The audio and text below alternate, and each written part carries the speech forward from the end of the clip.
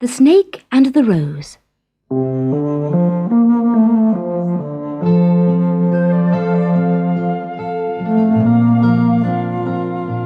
One hot day in high summer, Snake lay basking on the stone steps which led down to the garden. He lay uncurled at the top of the steps and listened to the chattering of the flowers. The marigolds were laughing prettily together, smiling their golden smiles. "Whoever heard of a snake falling in love with a rose? It's too absurd," said one to another. "He is a very handsome snake," said the forget-me-not wistfully, "in his shining silver armor." The pansy blinked her purple eye and gazed up at the rose bush, where a perfect rose, the colour of red velvet, blushed to scarlet hue and pretended not to hear what the other flowers were saying about her.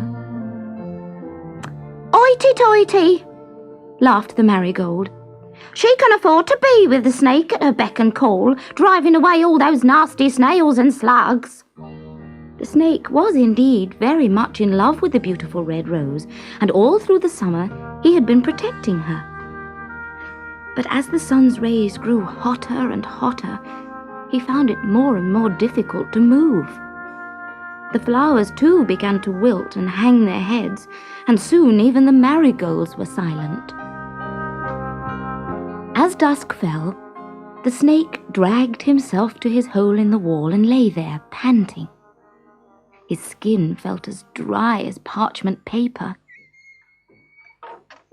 There was a click of the gate, and a woman from the house climbed down the steps with a watering can.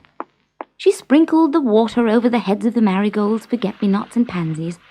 Then she turned to the rose and gave her a cooling spray. The rose reached towards the drops of silver water, her petals forming a cup. When the woman returned to the house, the rose still held a pool of sparkling water. She called softly to the snake, who, sliding his body over the stones and sticks, came slowly to her. The snake drank and drank, and for a moment he rested his chin on the rose's diamond-spattered petals. From that time on, he loved her more than ever. Each day he would protect the rose, and each evening after foraging for food he would sleep by her, winding his silver body around the rosebush and resting his head on her petalled cheek.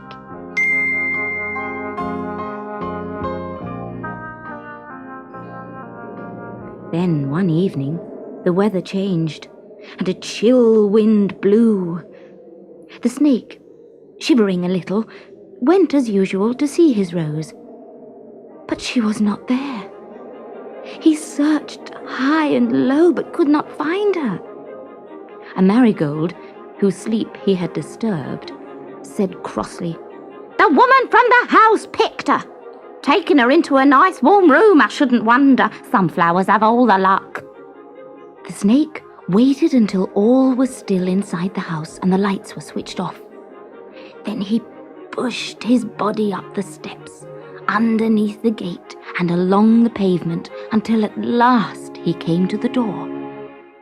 The door of the house had a gap at the bottom, and the snake wriggled through the gap and into the room on the other side. His soft belly felt the roughness of a carpet.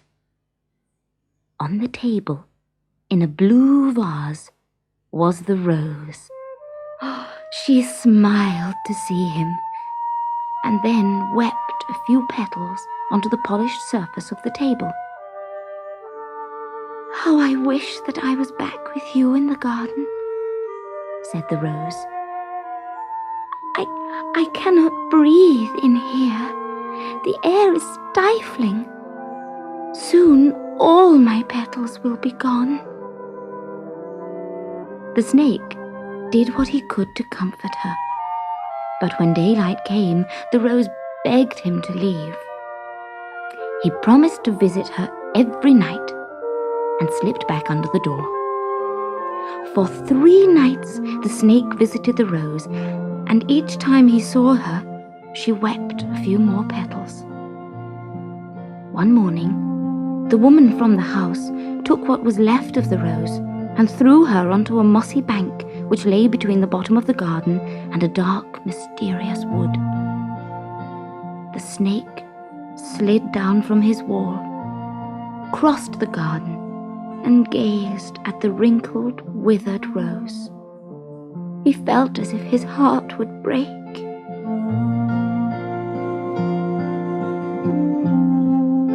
When night fell, he burrowed sadly under the moss and dead leaves, under the crumpled scarlet petals, and fell into a deep sleep, which was almost like death itself. The summer days had ended, and soon winter rains battered all the golden brown leaves from the trees. The chattering of the flowers had long ceased, and the chorus of birdsong gave way to the strange, wild cry of the owl. Snow fell, layer upon layer, and the earth was hushed and still. When spring rains came, melting the snow, there was a stirring in the mossy bank between the garden and the wood. When the warm sun shone and flowers danced in the breeze, the snake came cautiously into the open again. He warmed himself on the stone slabs and listened to the cooing of the dove. The primroses talked to him, but still his heart was sad. Spring deepened into summer, and the snake went back to the rosebush. It was showing fresh green leaves now, and on the branch where his rose had been, a tiny bud was forming. The snake gazed at the bud longingly and whispered to it, but the bud did not reply. Day after day, the snake visited the rosebush, and one warm and glorious morning, the bud burst into petals of velvet red. Then the snake knew that after the long winter months, the rose had returned to him, and his heart was filled with happiness and joy.